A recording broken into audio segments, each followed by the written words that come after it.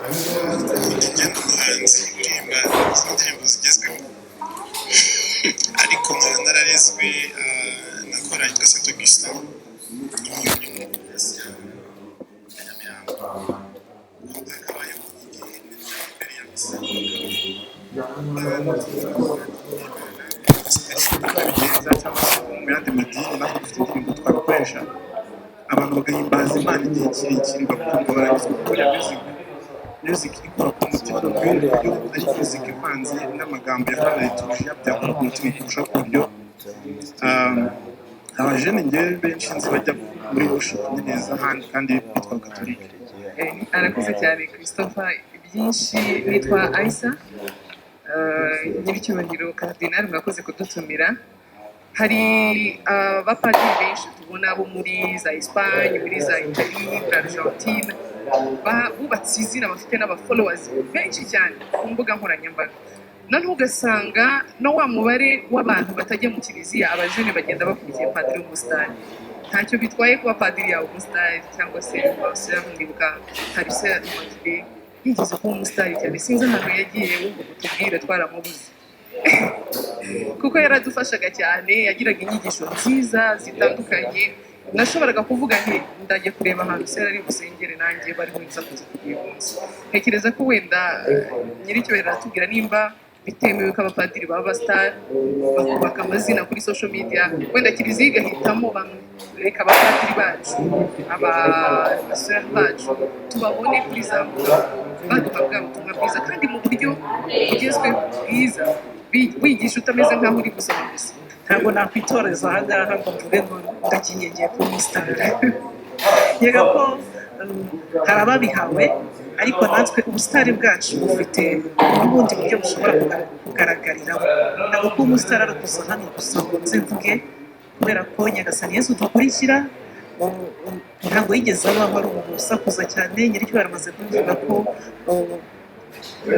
Mutagatifu Yosefu twizihiza uyu munsi yakoze byinshi byigishije, ariko ntabwo yavuze, ntabwo tubona yagiye avuga. Nashaka kubaza ibibazo bikeya ariko bishingiye aho bigeze. Ni izihe mpamvu zishingiye ku mahame ya teolojiya cyangwa se amateka ya kiliziya gatolika cyangwa bigendeye kuri inama ya Vatikani zituma kiliziya kugeza amagingo aya ngaya gifite cyangwa gifite imyigishirize yayo nakwita ya gakondo, aho kwihindura cyangwa kwihuza n'impinduka zihe z'imico cyangwa bigezweho? Ese mubona biterwa n'iki kuba bihaye Imana bicisha bugufi, ariko twe inshuti zabo cyangwa abavandimwe babo tukaba bihagije kumenyana nawe, kuza kumenyana n'Imana twigisha? Icya nyuma, ibintu byinshi biri kujya mu ikoranabuhanga, twakoze y'indangamuntu kugira ngo umuntu abone ifishi ya batisimu hari ikintu akeneye, serivisi akeneye isa nk'igoye bitewe n'amateka ya kiliziya batirijwemo. Ese muratekereza iki kudigitaliza fiche de baptême z'abakristo gatolika niyo mwahera ku bari kuvuka wenda cyangwa ari kwakizwa, twe turi gusaza tukajya twibuka aho twayigatse umukozi? Dufata ikibazo kimwe, ndabona gicumbi yamanitse. Ikibazo cya kabiri sinacyumvise neza. Ikibazo cya kabiri nabajije ngo mubona cyangwa byacika gute twe abakristu hari igihe uziranye n'umupadiri cyangwa umuvindimwe niba bihagije kumenyana nawe kurusha kumenya Imana kwigisha? Murakoze. Reka twakire Yego. Ndi umukristo gatolika, nanjye Nyagasani akaba yarangiriye ubuntu bwo koroshwe bigera ku bantu benshi, cyane cyane ku rubuga rwamaze kwitwa Twitter, mu rubuga rwitwa X. Ndagerageza nubwo ntawanshishikaje kugira ngo mbe umuvugizi wa kiliziya, ariko iyo mbonye ubutumwa mbona bukwiye kugera ku bantu benshi abapadiri bakunda kuganiriza abajene cyane abapadiri Alexis n'abandi gerageza kubakurikira rero nanjye nabatsinzwe ahantu hitwa Paruwasi ya Kigarama ahubwo ni mu karere ka Rwanda rero njya ngira impungenge iyo mbonye ukuntu abantu benshi muri iki gihe mu by'Imana cyangwa abantu bagerageza kuvuga inkuru nziza ya Yesu Kristo ukuntu batubwira bati ariko ubundi nyine mwaravangiwe ubundi abantu babazaniye inyigisho ubona bakibyitayeho n'ikimenyimenyi bo mu nsengero zabo hasigaye hajyamo abasaza n'abakecuru bari muri pansiyo bo bahugiye mu gukora iyo mubirirwa murabagira murajya gusenga kiliziya yacu yo mu Rwanda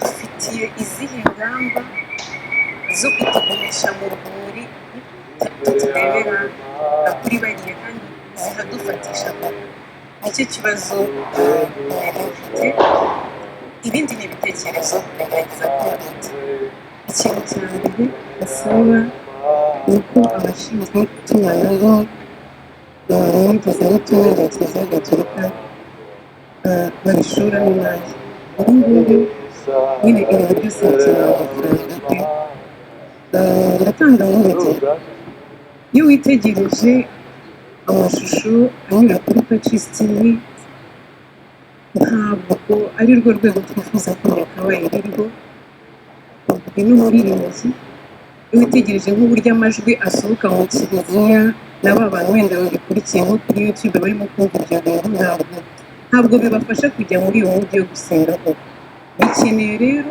gucorwamo ariko atari no kuri Pacis TV gusa no gukurikira abanyamakuru babyize babishoboye b'abagatolika wenda bafite n'uwo muhate n'ubushake wo kubikora ariko bikagaragara yuko batarimo gusetera nk'ibirenge cyangwa se ari ugufata abantu harimo ababishoboye cyane ariko harimo uburyo nyine bishobora kunozwa kurushaho ikindi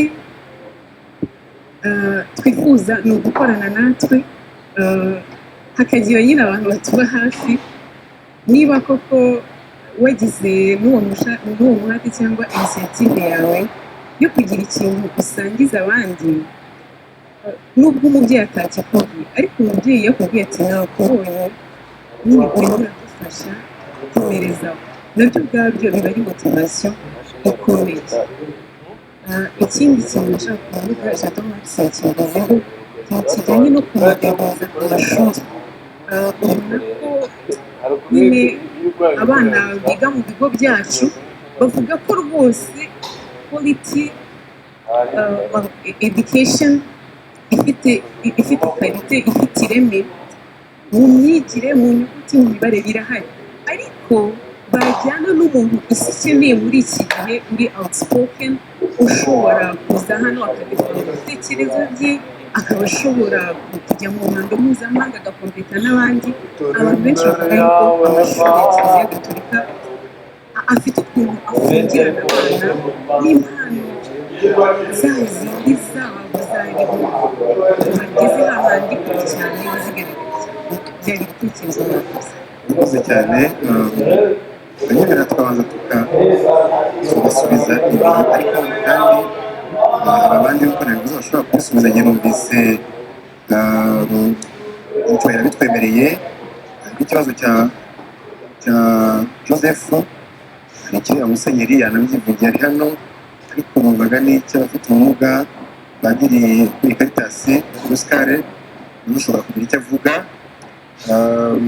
hanyuma ikibazo cya mbere cya Jado Max numvise kigaruka kuri kano Padiri Jean Baptiste yagira icyo aza kukivugaho hanyuma wenda comments za Lidi nagira icyo akaza kugira icyo azivuga ndumva twabanza tugaha umwanya musenyeri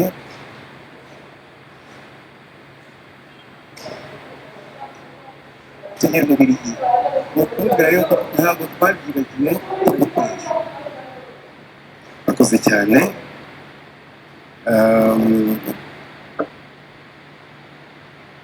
Yes, twakomeza tukakira tugeze hariya rero nifuza ko tugenda gutya. Hari Christopher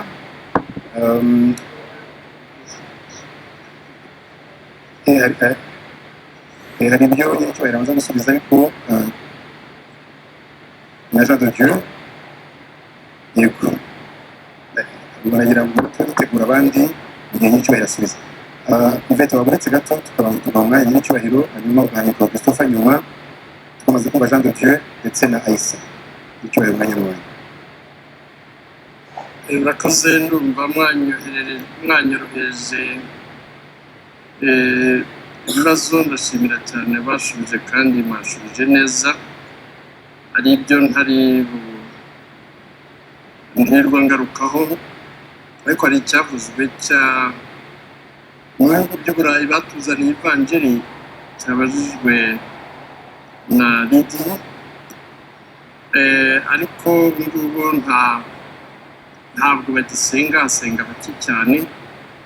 Mwebwe abo mukurikiye ko babivuyemo, mwebwe muri mu biki? Hari igihe wenda abantu bibwira yuko bigeze gusanga abantu bajya impaka bavuga ko ubukristo ari ubuvaburayi, ari ibinyaburayi, nyamara ntibamenye ko Yezu Kristo